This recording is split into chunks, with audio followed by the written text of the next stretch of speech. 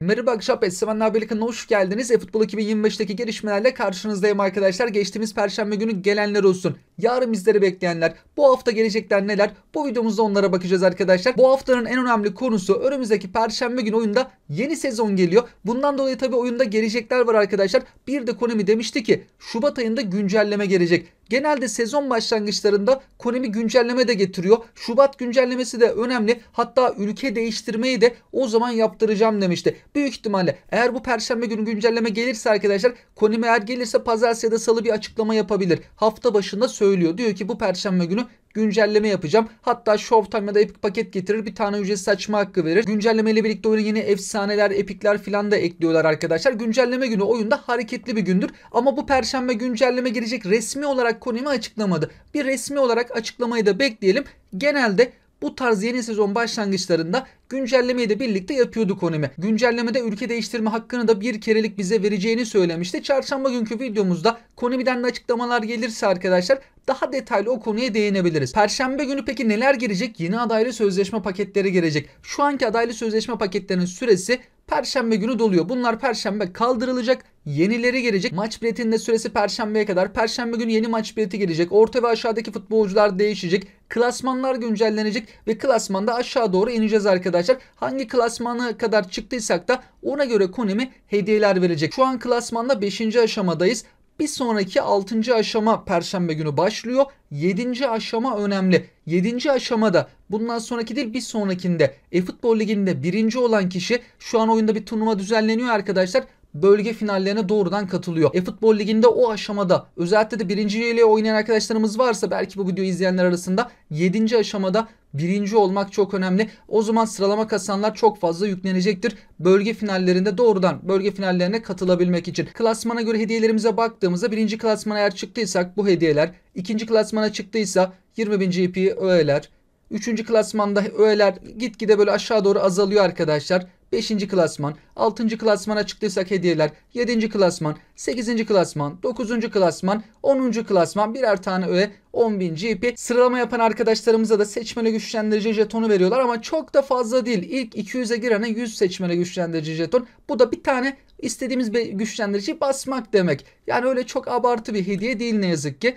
Bir de armalar güncelleniyor. Klasman durumumuza göre de yeni armalarımızı istersek kullanabiliriz. Geçtiğimiz perşembe gelip önümüzdeki perşembeye kadar süresi olan etkinliklere baktığımızda gol aranesi tekrardan geldi. 3'e 3 maç oynayabildiğimiz bir etkinlik. 100 futbol parası da kazanabiliyoruz arkadaşlar. Eğer almadıysanız buradan 100 futbol parasını alabilirsiniz. 31. adımda 100 futbol parasını Konami veriyor. Burada oyuncular kazanıyoruz ama sadece bu etkinlikte kullanabiliyoruz. Futbol parası için en azından şuraya kadar gelebilirsiniz arkadaşlar. Oynamadıysanız Perşembeye kadar süremiz bulunmakta. Bir de Japonlara geçtiğimiz Perşembe günü bir kampanya geldi. Bedava Showtime hediyesi var. Bu paket bize de geldi ama ücretsiz açma hakkı vermediler. Japonlara 2 tane açma hakkı veriyorlar. Sonrasında bir tane de istediklerini alma hakkı veriyorlar. Keşke hepimize gelseydi. Oyuna başlarken ülkeyi Japonya seçen hesaplar sadece bundan faydalanabiliyor. Eğer ülke farklı bir ülke seçildiyse ne yazık ki bu kampanyadan faydalanılmıyor. Ve bu etkinlik Perşembe günü bitecek. Olur da Perşembe günü güncelleme gelir ve Konami ülke değişikliğini Perşembe günü yaptırırsa biz de diyelim ki Japonya'yı seçtik. Buradan hediyemizi alamayız. Öyle bir şey yaptı ki Konami bunun süresini bir haftaya düşürdü. Uzun süreli yapmadı. İleride ülke değişikliği yapanlar bu kampanyadan yararlanamamış olacak. Yani keşke hepimize verseydi. Seviyeler öyle çok yüksek değil. Herkes de faydalanabilirdi. Perşembeye kadar süresi olanlara baktığımızda Club Selection'lar geri döndü. Uzun süredir gelmiyordu. Bir takıma ait renkli kart futbolcular ama sadece o takıma ait. Bu devam da edebilir arkadaşlar. Uzun süre sonra geri döndü. Hatta bununla alakalı sosyal medyada paylaşımlar da oluyor. Real Madrid gelirse şöyle olabilir, böyle olabilir. Eskiden böyleydi arkadaşlar. Bu eskiden gelenler mesela Real Madrid, Manchester City, Napoli, Tottenham derbiler olurdu. O derbiye özel paketler olurdu. Örneğin City Arsenal derbisi mi var? İki takımdan da 4'er tane oyuncu Konami o pakete koyar da umarız devam eder Club Selection'lar ama yüksek seviyeli olması lazım. Liverpool takımında birkaç tane yüksek seviyeli var ama düşük seviyeliler de var. Şimdi epikler aldı başını gitti. 107'ye kadar çıkan epikler var. En azından buradaki futbolcular da artık bunlar da şişirilmiş olacak. Onları düşürmeyecekse o zaman Konami bunların da seviyesini yükseltmeli ki en azından açılımlar yapılabilir. İstediğimiz takımın renkli kart kadrosunu oluşturabiliriz. Perşembeye kadar diğer süresi devam edeceklere baktığımızda League Player of the Week paketi. Şampiyonlar Ligi'nde güzel isimler var. Seviyeler uçuk kaçık değil ama 98-99 seviyelerde yer almakta. 101 Stones paketin en yüksek seviyeli ismi. Bu etkinliklerde Perşembeye kadar devam ediyor. Kampanyadan dolayı gelen bu etkinlikler Player of the Week ücretsiz açma hakkı, League Player of the Week'inden ücretsiz açma hakkı. Eğer almadıysak, yedek hesabınız varsa Perşembeye kadar süresi bulunmakta. 50 futbol parası kazandığımız etkinlik. Perşembe günleri Konami oyuna yeni oyuncular eklemekte ve transfer dönemindeyiz arkadaşlar. Transfer güncellemesi de hemen sıcağı sıcağına yapmıyor ama biraz gecikmeli de olmakta. Marco Reus da mesela oyuna eklendi arkadaşlar. Reus oyunda bazen oluyor. Dortmund zamanında yoktu zaten. Sonra arada bir eklendi çıktı. Alman milli takımından dolayı belki de. Sonrasında kayboldu. Şimdi tekrardan Marco Reus oyuna eklendi ama seviyesi çok yüksek değil. Keşke Konami'nin Dortmund takımıyla da anlaşması olsaydı ve birçok yıldızı oyunda görebilseydik. Perşembe günleri markette menajer ve oyuncu bölümünde arkadaşlar güncellemeler devam edecek. Bu arada bayağı da transferler var. Bonservisiyle gidenler var. Kiralık olanlar var. Mesela Walker Manchester City'den Milan takımına kiralandı. Ve 5 milyon euro galiba satın alma opsiyonu var. Tabi yaşı da ilerledi ama yine de hızlı bir isimdir. Yaşına göre dünyanın en hızlı bek futbolcularından bir tanesi. Zaman zaman sakatlıklarda yaşasa da şimdi Milan takımında. Ara transfer rekoru Manchester City'ye transfer olan Nico Gonzalez'te 60 milyon euro verdiler. Birçok futbolcu takım değiştirdi. Felix falan da takım değiştirdi arkadaşlar. Listede olmayan birçok isim var. Bayern Münih'ten Mathys Tel de Tottenham takımına kiralandı. Burada önemli olan oyunda olmayan futbolcuların oyunda olan takımlara transfer olması. O zaman oyuna da ekleniyorlar. Yeni kartlarını görüyoruz. Belki oyunda hiç yok. Oyundaki bir takıma transfer olursa o zaman oyunda da onun bir kartına sahip olmuş oluruz. İleride belki renkli kartı falan da gelir. Bu transferler de oyunda Perşembeleri güncellenmeye, eklenmeye devam edecek arkadaşlar. Perşembe günü eFootball puanı mağazasından da Maguire kaldırılacak. Bir hafta sonra da Çaka kaldırılacak. Yani çok heyecan verici futbolcular da değil ne yazık ki. Barcelona paketi de bu perşembe günü kaldırılmış olacak arkadaşlar. Son günleri Barcelona takımının paketinin de ve bu kampanyaya değinmek istiyorum arkadaşlar. Geçtiğimiz perşembe günü oyuna girdiğimizde ücretsiz buradan alma hakları verilmişti. Görevlerden de alabiliyoruz. Her şeyi yaptığımızda 11 tane futbolcunun 9'unu almaktayız. Ben hesap fullemelerde yapıyorum ya arkadaşlar. Orada her şeyi yapıyorum ve en son hesap fullediğimde 9 taneyi aldım. 2 tane kaldı. Eğer siz de oyunda her şeyi yaptıysanız ya da yapacaksanız bu hafta buradaki 9 tane ismi kadronuza katabilirsiniz. 2 taneyi de önümüzdeki perşembe günü alacağız. Bir taneyi görevlerden verecekler. Önümüzdeki perşembe günü görevlerden son tesadüfi anlaşma verilecek. Bir de önümüzdeki perşembe günü bir tane oyuna girdiğimizde de veriliyor. 11 tane ismi de bu şekilde alıyoruz. Bu kampanyanın süresi 20 Şubat'ta bitiyor. Hani yeni bir hesap açmayı düşünüyorsanız, yedek bir hesap açmayı düşünüyorsanız 20 Şubat'a kadar açarsanız bu 11 tane futbolcuyu alabilirsiniz. Bugün biteceklere baktığımızda klasik pazartesi gelen tur etkinliği, 50 futbol parası kazandığımız etkinlik ve Showtime paket. Kurtuğalı bu paketin bugün son süresi, yarın yeni paket gelecek. Cuma günü Round 2 başlamıştı. Bugün Round 2'nin de süresi doluyor arkadaşlar. En iyi sıralama yapan arkadaşlarımız Round 3'e katılmaya hak kazanıyor. Mobilde ilk 32'ye girmek gerekiyor. PlayStation'da ilk 16, bilgisayarda Steam üzerinden oynuyorsak veyahut da Xbox'ta ilk 8'de arkadaşlar. Yani dünya sıralamasına girenler son 15 maça bakılmakta.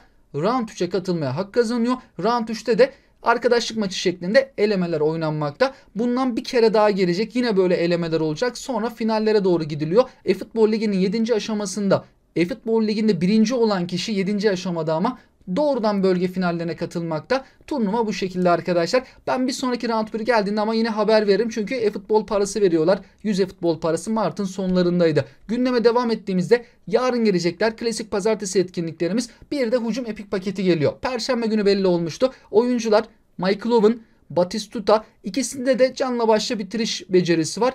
Bir de Rui Costa, orta saha futbolcusu. Onun kendine has farklı bir becerisi bulunmamakta. Normalde bu oyuncuların seviyeleri sızardı ama Batistuta'nınki sızdı. Diğerlerinki tam olarak sızmadı. Batistuta'nın Amorim menajeriyle 105, diğer menajerle 104, diğer menajerlerle 104 olacağı paylaşılıyor arkadaşlar. Fırsatçı golcü, 1.85 boyunda, 73 kilo, 26 yaşındaki haliyle karşımızda. Ben ikinci güçlendiriciyi de golcü içgüdüsü bastım. İlkinde de golcü içgüdüsü vardı. Seviyeleri Amorim'le baktığımızda 105'e kadar yükseldiğinde böyle özellikleri var. 105'lik bir Batistuta, 91 hıza sahip otomatik dağıtıldığında, 93 hızlanma, şut gücü 95, ofansif farkındalığı 98, bitiriciliği 94, kafası da 86, sıçramada 83. Yani ayakları çok iyi, kafa da öyle kötü değil, kafa da var arkadaşlar.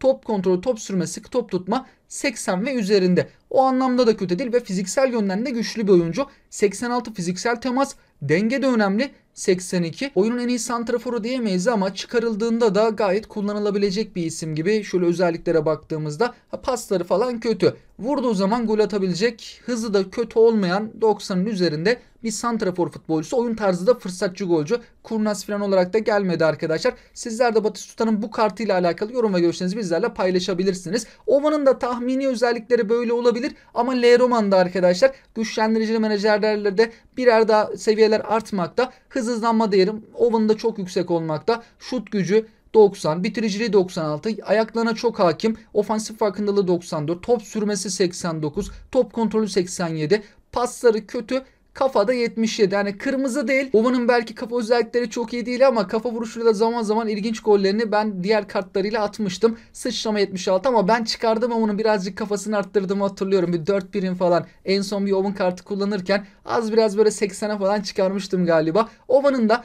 belki bir tık güçlendirici menajerlerle yarınki kartı bunun üzerinde de olabilir. Rui Costa'ya da baktığımızda tahmini özellikler arkadaşlar buna yakın özellikler olabilir. Top kontrolü, top sürme, sıkı top tutma 90'ın üzerinde. Alçaktan pası, yüksekten pası harika. Savunma çok kötü. Fiziksel yönden de çok güçlü değil. 71 değere sahip. Hızlanma da 86-85. Belki biraz daha menajere göre de tabii artış gösterebilir. L Roman'da 1-2 seviye daha artabilir. Tahminen böyle bir kart yarın Rui Costa'nın da olacak arkadaşlar. Oyuncularla alakalı görüşlerinizi bizlerle paylaşabilirsiniz. Geçtiğimiz haftalarda da ara ara değiniyorum. Oyunda turnuvalar düzenleniyor. Bayern Münih turnuvasına da az bir zaman kaldı. Turnuvaların şöyle bir önemi var arkadaşlar. Bayern Münih turnuvası 20 Şubat'ta başlayacak. Turnuvalar başladığında da Konami o takımın paketini 1500 futbol parasına paketler bölümüne ekliyor. Kampanya oluyor ve 3 tane futbolcuyu falan da hediye etmekte. E-futbol puanı mağazasına da bir tane oyuncusunu ekliyor. Şimdi ilerleyen dönemlerde bu perşembe de isterse Konami yapabilir 13 Şubat ya da 20 Şubat'ı beklerse arkadaşlar 20 Şubat'ta öyle bir kampanya gelecek. Bir keresi Arsenal takımında bir hafta önceden getirmişti galiba. Bir takım bir hafta önceden geldi. Diğerleri de yanlış hatırlamıyorsam doğrudan o kendi tarihlerinde gelmişlerdi. Bayern Münih turnuvası 20 Şubat haftaya perşembe normalde. Konami isterse bu perşembede dediğim gibi Barcelona kaldırılmışken oraya paketini de ekleyebilir. Bunu perşembe günü öğrenebiliyoruz. Sonraki turnuvada Inter, o da 6 Mart tarihinde başlayacak arkadaşlar. O zaman paketi birkaç tane hediye oyuncusu olacak. Hatta sosyal medyada Bayern Münih ile alakalı böyle paylaşım yapan arkadaşlar var ama bu resmi değil arkadaşlar. Harry Kane, Musiala, Neuer, Kimmi, Alphonso Davies gibi önemli isimler var. Leroy Sané, Gnabry. Bunların bazılarını Konami seçecektir. Menajer burada önemli. Neleri artı bir verecek? Şu an Amorim mesela hücum futbolcularını bayağı bir etkilemekte. Bu bir tasarım. Resmi değil. Geldiği zaman ama detaylı inceleriz o zaman da. Bunun olarak arkadaşlar her sene Brezilya'da düzenlenen dünyaca ünlü karnaval Rio Karnavalı'na da az bir zaman kaldı. 28 Şubat tarihinde Konami de oyunda bunu kutlamakta. Hatta belki de yeni sezon bununla alakalı bir tema da olabilir. Geçen sene böyle bir kampanya düzenlenmişti. Bazı hediye kart futbolcuları oldu, renkli kart. Ondan önce efsane Brezilyalı efsanelerden böyle eski ama PES zamandaki sarı efsaneler, biraz daha düşük seviyeliler var ya, onlardan hediye falan olmuştu. Yani böyle mini bir kampanyada bu ay bizleri bekliyor gibi Rio Karnavalı ile alakalı, Brezilyalı futbolcularla alakalı bir şeyler olabilir. Yani Neymar da Santos'a gitti ama onunla alakalı da Konami belki bir jest, bir şeyler de yapabilir. Bir Santos kartı falan ama şu anki hali olursa da yüksek olmuyor. Kötü oluyor özellikler. Bu ayın sonunda Rio Karnavalı başlayacağı için önümüzdeki günlerde birkaç hafta içerisinde, bu hafta da olur bir sonraki hafta da olur, Konami bir şeyler yapabilir arkadaşlar. Sizler de tüm bunlarla alakalı yorum ve görüşlerinizi bizlerle paylaşabilirsiniz. Sizlere şimdiden mutlu, sağlıklı, güzel bir hafta dilerim. Hoşçakalın.